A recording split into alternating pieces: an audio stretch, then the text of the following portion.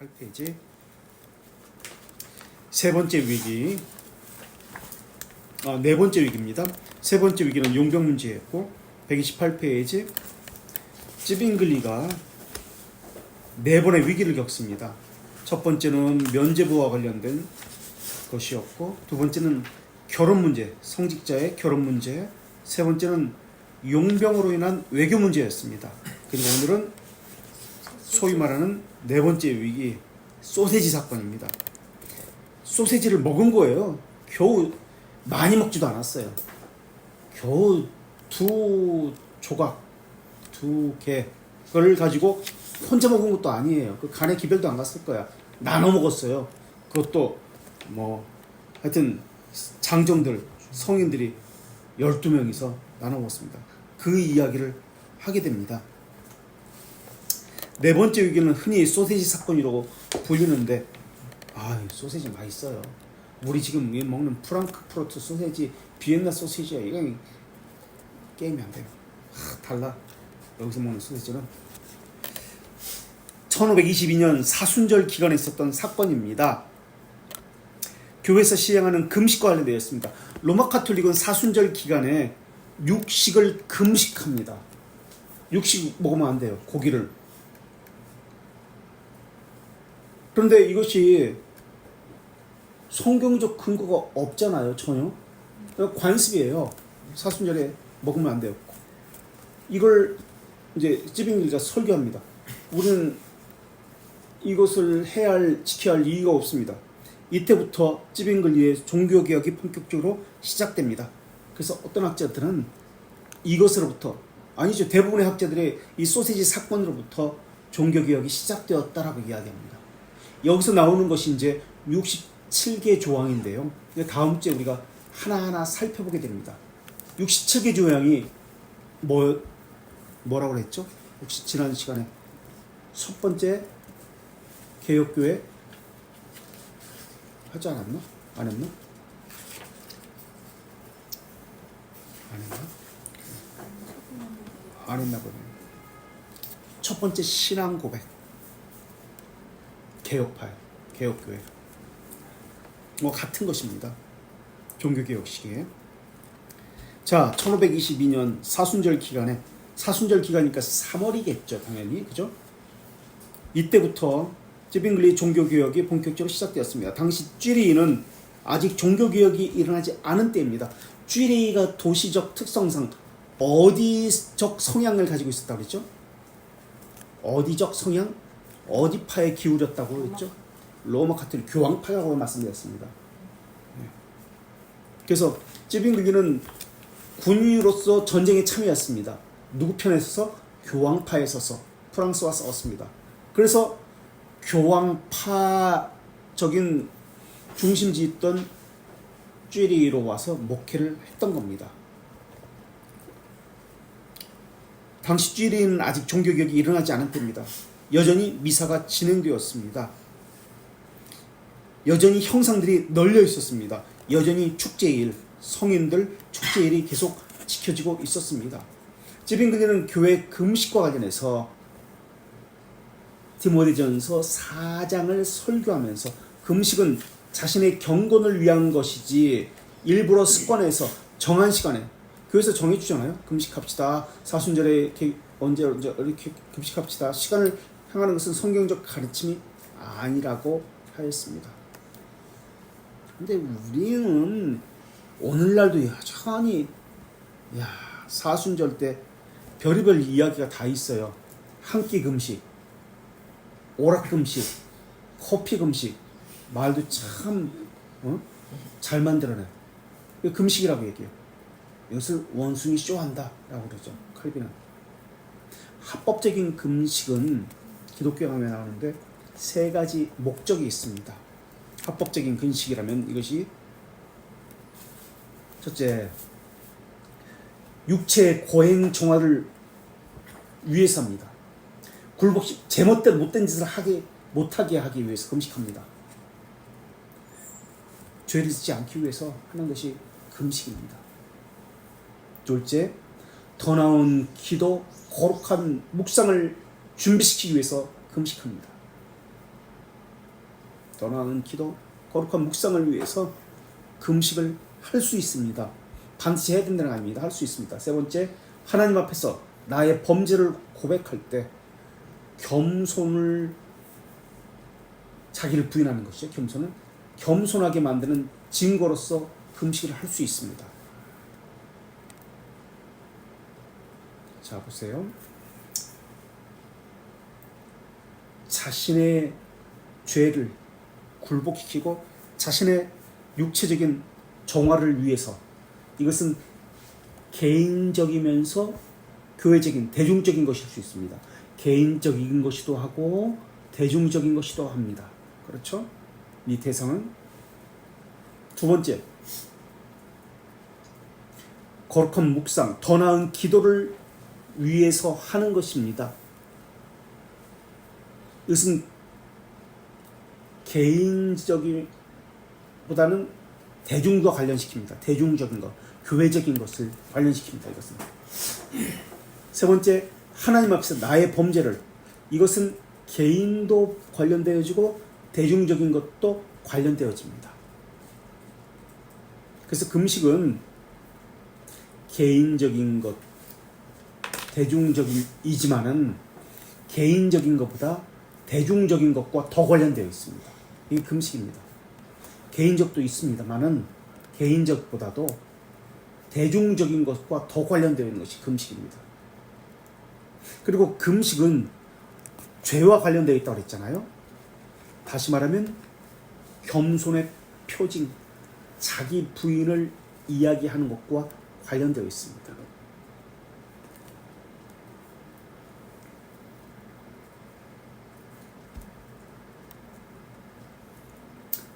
탄원이 중요한 경우에, 어떤 호소라든지 간구가 중요한 경우에 금식과 기도의 시간을 정하는 것도 좋습니다.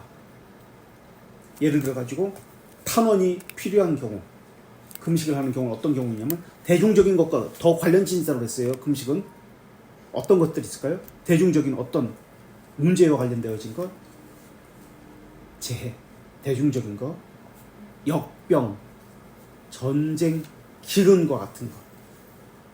이럴 때 목회자는 교회적으로 금식을 정해야 할 의무가 있습니다. 반드시는 아닙니다. 그래서 합법적인 금식입니다, 이것이. 그런데 지금 로마 카톨릭은 어떤 금식을 하고 있느냐? 사순절의 기간을 정해서 고기 먹어서는 안 된다라는 금식을 하고 있습니다. 이게 사육제라고 하죠. 사육제. 그래서 계속해서 이것이 기독교 강요 4권 12장 20항에 나와요. 우리가 아직 기독교 강요 4권을 안 배웠는데 합법적 금식이 뭔지에 대해서 이야기합니다. 계속해서 읽어볼게요. 그 옆에 교회 있잖아요. 이 교회가 찌빙글리가 목회한 쥐리에 있습니다. 그로스 뮌스터. 그로스는 크다는 것, 빅이지 않는 점, 빅, 그로스. 뮌스터. 그러니까 12세기에 칼 대제, 신성로마 제국의 그 칼, 찰스라고 영어로는, 에서 세워진 교회예요. 12세기. 그래서 스위스 최대 로마네스크 양식인데요. 그래서 이 강변에, 이게 강 옆에 있거든요. 칼 대제 동산이 세워져 있습니다. 이 교회 앞에 칼 대제 동상이 세워져 있습니다.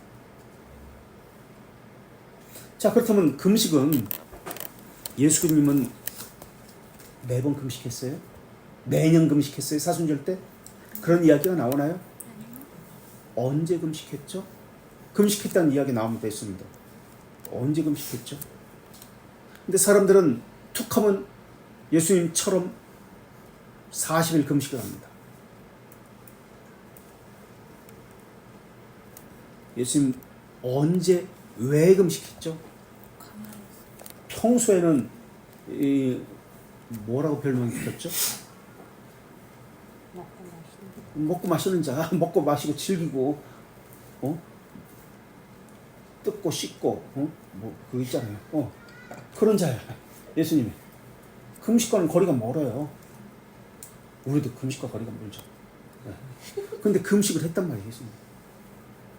언제 했죠? 왜 했죠? 해야 했기 때문에 했는데 왜 했어요? 언제 했어요? 네? 뭐라고요? 정신없네요. 뭐라고 그랬는데 안 돼요. 시험 받을 때. 왜? 시험 받을 때 왜 시험을 받았죠? 왜 시험을 받았어요? 아직 사역이 들어갔습니까? 들어가기 전입니까? 사역을 하던 중에 시험 받았어요? 들어가기 전에. 다시 말하면 복음 선포를 준비하기 위해서 금식을 했습니다. 매년 금식한 거 아니에요. 수시로 금식한 거 아니에요. 예수님은 자신의 사역과 관련해서 이것을 준비하면서 금식을 합니다.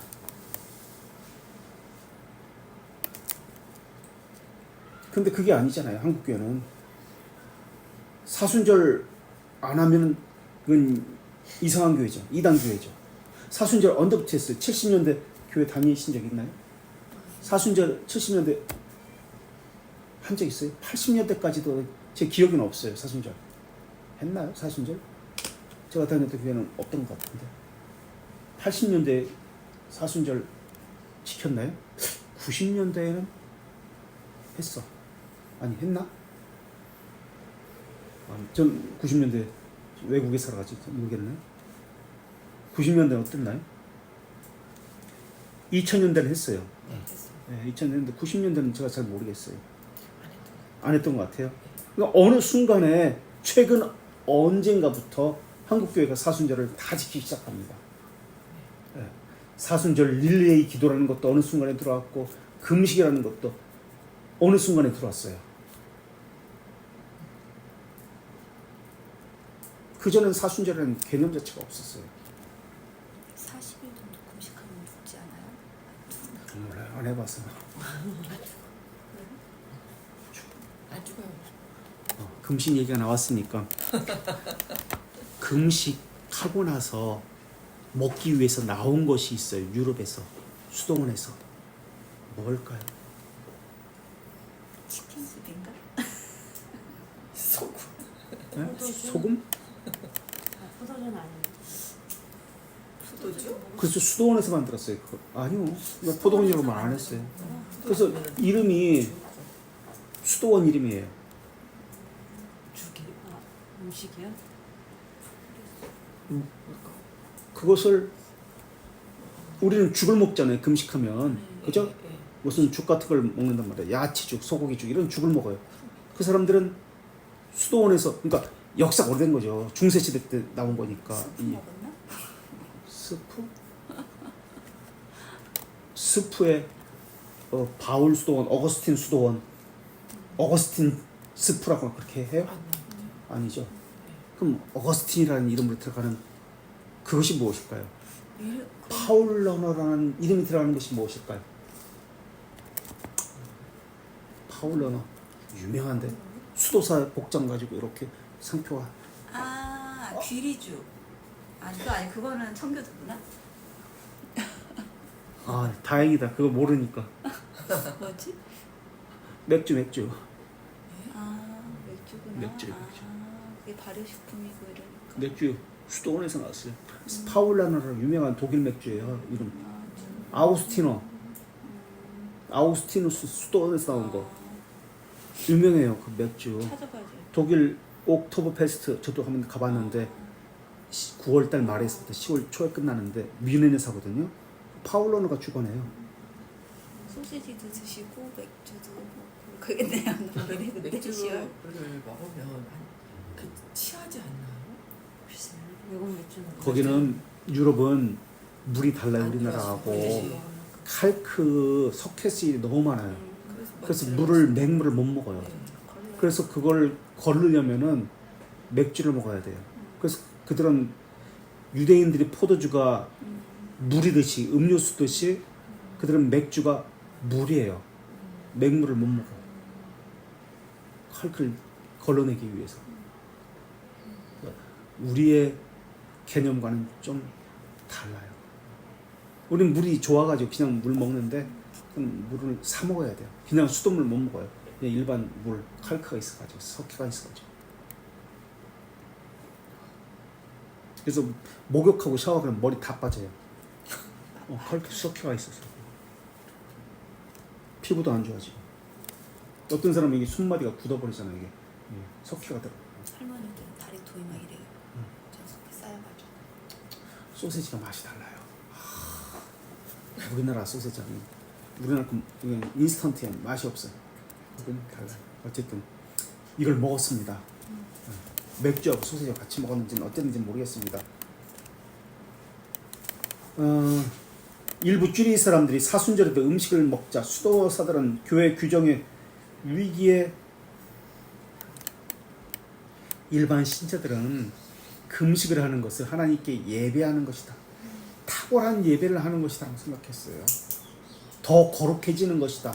금식하는 것은. 그렇게 생각한 거예요. 또 목회자들은 이렇게 하는 것이 예수님을 닮는 것이라고 생각한 거예요. 다 속이는 것이죠. 거짓말이에요. 아니잖아요. 그렇게 해서 예수님 닮는 거 아니에요. 그런데 그렇게 지금도 속이고 있어요. 예수님을 닮는 것처럼, 그래야 경건한 것처럼, 그래야 거룩해지고 무언가 기도가 하나님께 뭐 연락되거나 무언가 되는 것처럼. 그런데 금식했다는 말이 성경에 그렇게 자주 나오나요? 글쎄 구약에서는 모르겠어요. 나오는 건 모르겠어요. 어쨌든 음식을 먹자 사순절에 수도사들은 교회 규정이 위기에 처했다고 염려하며 그냥 난리 부리스를 쳤습니다. 한마디로 난리 법석을 쳤습니다. 우리는 여기서 종교개혁을 시작하는 찌빙글리가 교회력에 따른 축제 일들을 금지했다는 것에 관심을 가져야 합니다. 요즘에 와서 교회를 회복하자는 미명 아래 로마 카톨릭 지켰던 축제일 사순절 특히 행하고 있습니다. 예를 들면은 그리스도의 고난을 되살리자는 미명 아래 사순절을 지키고 있는데 이것은 비성경적입니다. 미신적 행위입니다. 사순절은 어떤 것인지 그 밑에 각주가 나오죠. 사순절은 그리스도의 고난을 기념하는 교회력입니다. 그분의 부활절 30일 동안 금식하며 회개하는 기간입니다.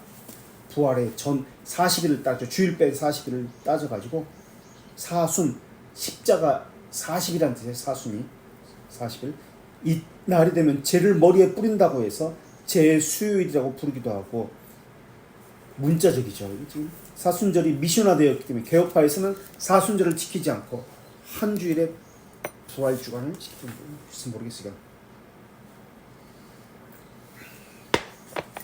자 넘겨서 고난을 기념하고 체험하기 위해 준비하는데 뭔가 잘못되었냐고 되물을 수 있을지도 모르겠습니다. 일상생활 속에 그분의 고난을 기억하는 것이 더 중요합니다. 우리는 금식은 날짜를 정해서 하는 게 아니라 삶에서의 금식을 하는 것을 추구합니다. 삶에서의 금식이라는 말의 의미는 무엇을 이야기하죠? 밥을 안 먹는 것인가요? 그러면 수시로 간헐적 단식을 해야 되는구나. 그게 하나님의 뜻이구나. 그래서 다이어트 하는 사람이 하나님의 뜻대로 살고 있구나 라고 하는 것이 아니라 그러면 금식의 의미가 무엇이죠? 금식이 말하고자 하는 것이 무슨 뜻이에요? 경건한 삶을 사는 그렇죠. 한마디로 그런 거죠. 자기 부인의 삶, 절제의 삶, 회개의 삶 이런 것을 금식이라고 해야지 밥만 안 먹는다? 그게 아니잖아요.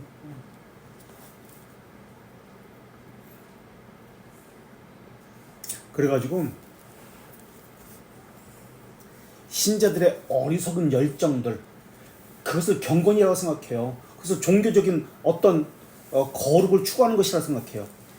이런 것은 사제들의 무지, 권력에 대한 욕망, 독재적 엄격성에 의해서 더해진 것들이에요. 지난번에도 이야기했지만 고해성사 고해성사를 무조건 해야만 돼요. 1년에 뭐 한 번씩 두 번씩.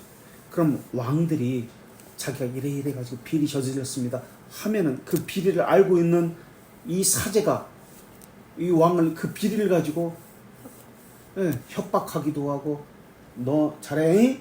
이렇게 할 수도 있잖아요. 이거 왕비한테 잃는다. 너 바람 핀 거 이거 할 수도 있잖아. 그래서 양심을 묶었습니다. 이것으로 양심을 억압한 거예요. 그래서 불경건한 법들을 그들은 합법화했습니다. 그 중에 하나가 이 사순절의 고기금식입니다. 그래서 인간이 부정한 것에 닿으면 어떻게 되나요? 부정한 것에 닿으면 부정이잖아. 부정한 것을 먹음으로써 부정해지는 거예요. 이렇게 생각한 거예요. 고기가 부정하다고 생각한 거예요. 그래서 뭐가 나온 것이죠? 부정하지 않은 고기를 먹어야 한다고 그래가지고 할랄 같은 거 나오잖아요. 그냥 함부로 먹으면 안 돼요. 안수받은 고기 먹어야 돼요. 안수받고 죽은 고기. 그게 뭔 차이야. 아유 나 참네. 죽을 때 안수받아야 돼요. 걔들을. 근데 이 당시 생각해보세요. 고기는 안 먹어요. 그럼 뭘 좀 허하니까 아유 저도 고기 안 먹으면 허하거든요. 소시지.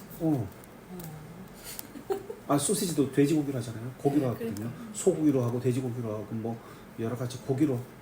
아니 이거는 이제 소시지 사건이니까 그건 내비두고 이 당시 중세시대 때 사람들 고기 금식하니까 다른 걸 더 많이 먹는 거예요. 다른 게 땡기니까. 뭐 술을 더 많이 먹을 수도 있고 뭘 다른 걸 더 많이 먹을 수도 있어요.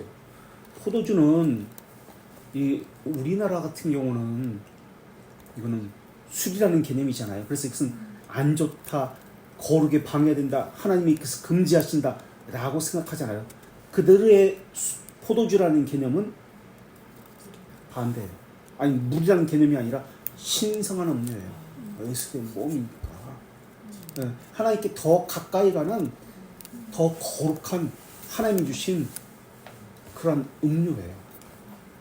그래서 포도주는 이제 수도원에서 맥주도 그렇지만 이런 것을 잘 했거든요.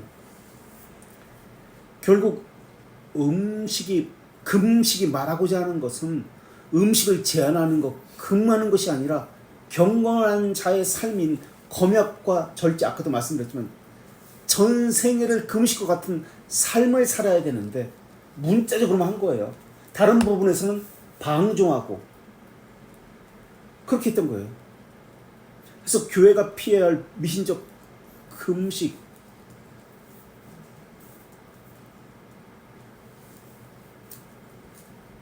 그래서 첫째, 내적 심정이 동반되지 않은 것. 이런 금식은 무가치예요. 금식을 할 때 내적인 상함, 하나님을 두려워함, 거룩을 하려는 열망, 참된 슬픔, 이런 것이 있어야 금식도 가치가 있는 거잖아요. 그런데 그들은 이런 개념이 없어요. 그냥 금식 자체에 무슨 효력이 있다라고 생각하는 거예요. 마치 인효론, 사효론과 같은 거예요. 그렇지 않은 금식은 무가치한데 그런 무가치한 금식을 무지한 자들이 이렇게 하는 거예요. 두 번째, 첫 번째 내적 심정이 동반되지 않는 금식은 무가치하다. 두 번째, 금식을 가지고 이들은 공로적으로 여겼습니다. 기도 수첩 아세요? 기도 수첩? 네. 그 해왔어요? 와, 나 처음 알았어요. 이번에 기도 수첩이라는 거. 알아요? 기도 수첩? 나눠줘. 통장이 있어요. 우리 은행 통장, 종이로 된 통장이 있잖아요. 그래서 기도 은행, 기도 해가지고 거기다가 오늘이 7월 4일 30분 더하기 뭐 한 70분. 그럼 아침에는 30분 기도했고 점심에는 70분 기도했고 저녁에는 한 20분 기도했어.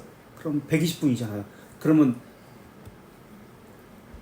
1분당 뭐 1,000원 해가지고 얼마지 그러면?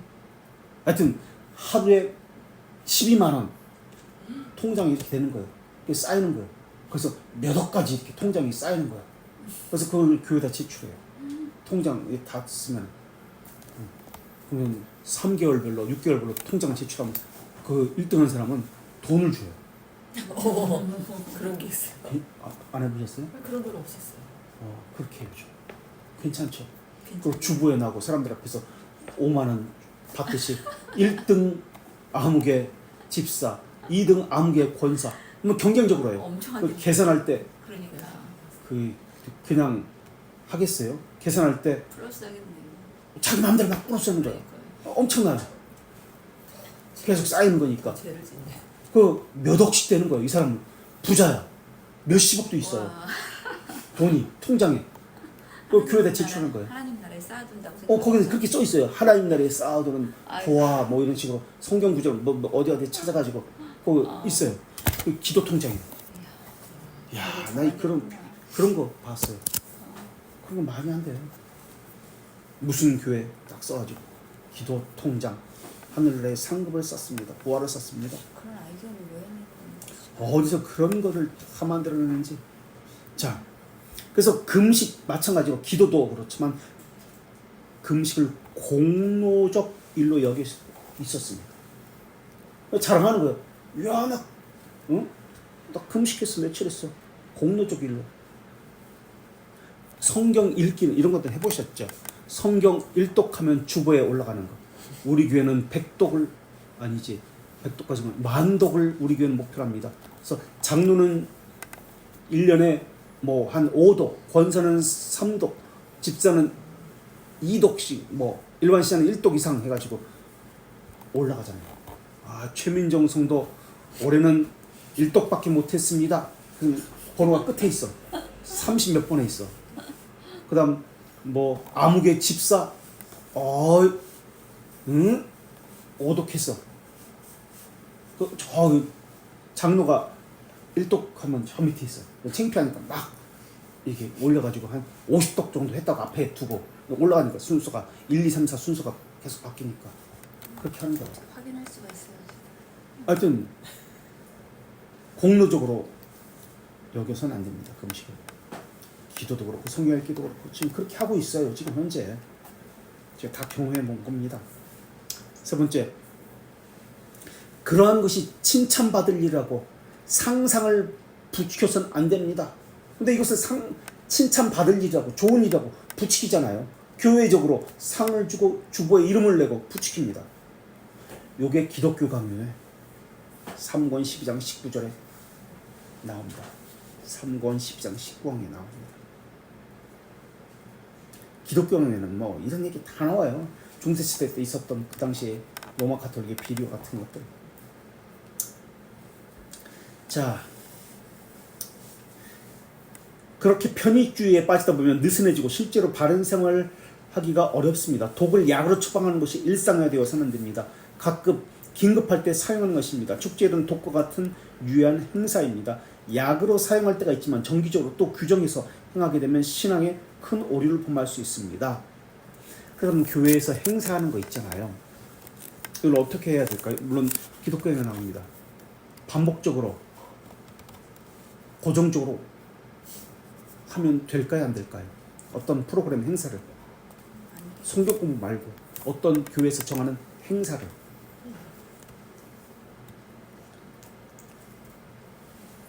일시적으로 일시적으로 해야 됩니다.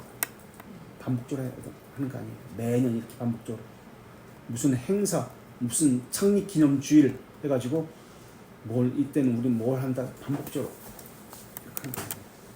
여름 성경학교 이런 거는 그것도 매년에 행사가 돼 있어서 주일학교라는 말 자체가 언제 들었는지 아세요? 사람 영국에서 산업혁명 이후로 들어왔습니다. 그거는 주일학교는 썬데이 스쿨은 이 집에 애들밖에 없어. 코 흘리면서 애들이 밥도 못 먹고 막 찔찔찔 거지처럼 벌새눈처럼 왔다 갔다 하는 거야. 그 불쌍하니까 고아원 사역을 한 거예요. 교회에서. 그래서 걔들 데려놓고 밥 먹이고 술 시키고 발 시키고 재워주고 공부 가르치고 학교도 없고 그런 상황이니까 그게 썬데이 스쿨이에요. 주일학교예요. 그걸 고정화 시켜버렸어요. 근데 지금 이 개념 자체가 달라요. 그때 처음 시작할 때 레이몬드인가 19세기에 그들이 시작했던 주일학교는 개념이 썬데이스쿨이 지금 개념과 달라요. 저쪽 교회는요 주일학교에서 한 달에 한 번씩 파티하잖아요. 지난번에 얘기했죠. 롤 케이크 준다고, 피자 한 판씩 애들 준다고, 통닭 반 마리씩 2명이서 같이 나눠 먹으라고. 초등학교 애들한테. 많이 해요. 네. 그리고 또 애들 데리고 오면 뭐 준다고, 영화표 하나씩 주고 막 그러잖아요. 좋으십니다. 아니 끝날 때도 됐거든요. 끝이라고 추우셔가지고. 자, 이런 상황에서 찌빙글리와 가까운 사람인 크리스토퍼 프로사우어, 이 사람은 출판업자인데요. 1525년 쥐리 성경을 출판합니다. 쥐리 성경, 대단한 사람이죠. 이 사람들이, 찌빙글리와 친구인 이 사람이 사순절 기간에 1522년 3월 9일입니다. 정확히 사순절 첫째 주일 저녁에 찌빙글리를 포함해서 12명이 모였습니다. 크리스토퍼 프로샤우어라는 출판업자의 집에 12명이 모였습니다. 사순절 기간이니까 금식해야 합니다. 금식에는 일시적 금식과 전생애적 금식이 있습니다. 찌빙글리와 친구들을 초청합니다. 그래서 소세지 2조각을 나누어 먹습니다. 이건 먹기 위해서 먹은 게 아니에요. 일부러 먹은 거예요. 야, 너희들 그 성경적이 아니다. 우리는 성경적이 아닌 것을 우리는 지킬 수가 없다. 일부러 12명이 나눠 먹었는데 찌빙글리는 어떤 면에서는 치사해요. 자기도 먹으면 좋겠구만. 안 먹어. 어쨌든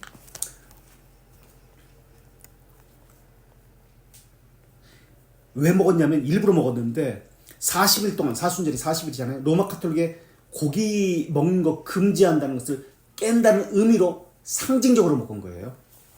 찌빙글리는 그것을 먹지 않았지만 이제 친구들에게 프로샤이어가 나눠줬죠. 여기엔 누가 있었냐면 아이즈델룬의 레오 유두, 그리고 그의 제자들과 함께 있었습니다. 근데 이 사건을 일부러 알렸겠죠. 우리가 상징적으로 이거 먹는다, 너희들 성경적인 것을 지키는 것을 우리는 반대한다, 쥐리 신에 알려지게 된 겁니다. 그래서 쥐리 시가 발칵 뒤집어졌습니다. 그러면서 쥐리 시 의회가 이 사건에 개입하게 됩니다. 그래서 널리 알려져 가지고 지금 논란이 된 거예요. 이에 대해서 찌빙글리는 1522년 3월 23일입니다. 3월 9일이 주일이었으니까 20일이 아니라 23일, 사순절 셋째 주일입니다. 설교 시간에, 주일 예배 시간에 금식을 어기는 것이 죄가 아닐 뿐만 아니라 관련된 사람들을 교회가 처벌할 수 없음을 강조했습니다.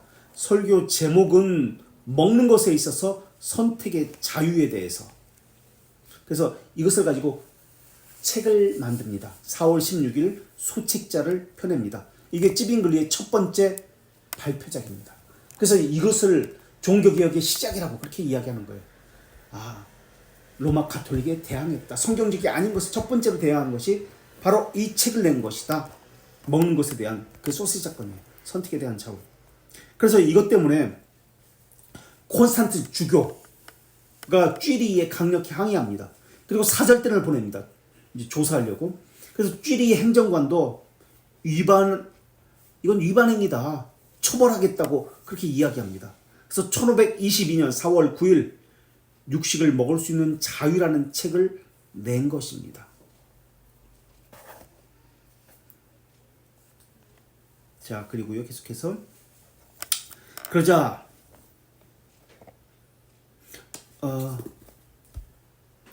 사순절 미신이라고 한 이유는 사람들은 이것을 지켜야, 이 사순절을 해야 하나님께 더 탁월한 예배를 따라 그 당시 사람들은 생각하고 있기 때문에 그랬습니다. 오늘날은 왜 사순절을 지키죠? 그래야, 물어보면 이래야 경건해진다, 경건해지는 것이다, 이것이 교회에 하는 일이라고 생각합니다. 당연히 신자의 의무라고 생각해요.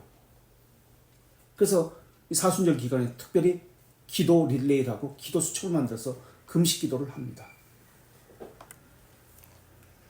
그래서 콘스탄틴 감독은 이 문제를 해결하기 위해서 위원회를 보내서 1522년 4월 7일 쥐리 사제들과 소위원회 앞에서 자신들의 견해를 강조하면서 관습을 준수하라고 명했습니다. 로마 가톨릭은 사제들을 레위 제사장들과 동일시 여깁니다. 그래서 4월 9일날, 4월 7일날 준수하라고 명령했죠. 4월 9일에 이틀 후죠. 쥐리 행정관은 이것이 위반이다, 우리가 처벌하겠다라고 이야기합니다. 그리고 4월 16일날 소책자를 찌빙글리가 펴낸 겁니다. 이런 과정 속에서 처벌하겠다 그러니까 소책자를 펴낸 겁니다. 이에 대해서 찌빙글리는 대의회 앞에서, 쥐리 의회 앞에서 개인의 자유를 교회 권위와 관습이 간섭할 수 없다고 거절합니다. 콘스탄틴 주교가 당시 쥐리 시에 5월 24일 명령을 다시 내립니다. 교회 법령을 보호하십시오 라고 촉구합니다. 근데 이 둘이 친구라고 그랬잖아요. 친한 친구라고 했어요. 그래서 찌빙글리 이름은 거론하지 않습니다. 그러나 이단 교리가 지금 퍼져나가고 있습니다. 쥐리 시내 당신들 뭐 하고 있습니까? 그래서 이걸 막으라고 했습니다. 그러면서 쥐빙글리는 암살 위협을 받습니다. 근데 쥐빙글리는 이것에 대해서 또다시 아르케텔레스, 시작, 텔레스 끝, 시작과 끝이라는 책을 써서 이것을 응대합니다. 로마 가톨릭의 불법적인 제도는 폐지되어야 된다고. 그래서 이 책은 아르케텔레스, 시작과 끝이라는 책은 교회의 권위, 그것과 성경의 권위에 대한 논쟁을 불을 붙인 책입니다. 그래서 에라스무스는 이것에 대해 불쾌하게 여겼습니다. 그래서 시작과 끝이라는 이 책의 제목은 자신의 첫 번째 대답이 마지막 대답입니다 라는 뜻입니다. 그래서 아르케텔레스, 시작과 끝이라는 뜻으로 나왔습니다. 그래서 찌빙글리는 아무 잘못이 없습니다. 나는 사람들과 하나님께서 사람들을 하나님, 그러니까 예수 그리스도께 인도하기를 늘 노력했습니다 라는 것을 이야기합니다. 이게 세 차례 논쟁을 불러일으켰던 소시지 사건의 시작입니다. 그래서 세 차례 논쟁을 다음 주부터 또 하게 됩니다. 그래서 스위스의 종교개혁이 시작되는 거예요. 결론적으로 말씀드리면 루터는 면죄부 논쟁을 통해서 독일로 이 논쟁이 확산되었습니다. 그죠? 그런데 이 소세지 논쟁은 어떻게 됐나요? 루터는 어떻게 됐나요? 그 면죄부 사건 때문에 어떤 처벌을 받나요? 로마 가톨릭으로부터? 파문당해요.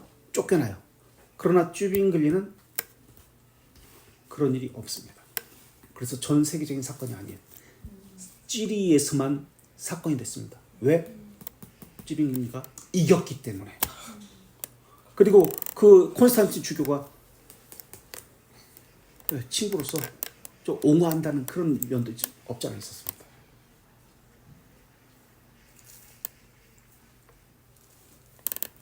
그래서 승리했기 때문에, 논쟁에서 승리해서 로마 가톨릭은 말을 못해요.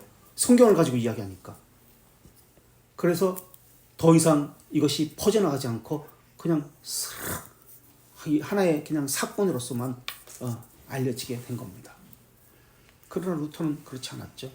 전 유럽으로 퍼져나겠죠. 이 논쟁이 파문을 당했고. 그래서 어떤 면에서는 찌빙글리가 더 대단합니다. 그런 면에서는 성경과 그건 교회 관습으로 똑같이 붙었거든요. 루터도 마찬가지잖아요. 똑같이 붙었잖아요. 성경이 오직 성경이고 교회 관습이 어떤 것이 우위냐. 그래서 찌빙글리는 이것을 논쟁에서 이겨냅니다. 아무도 말 못하게. 요거 논쟁을 다음 주부터 살피게 됩니다. 여기까지 하겠습니다.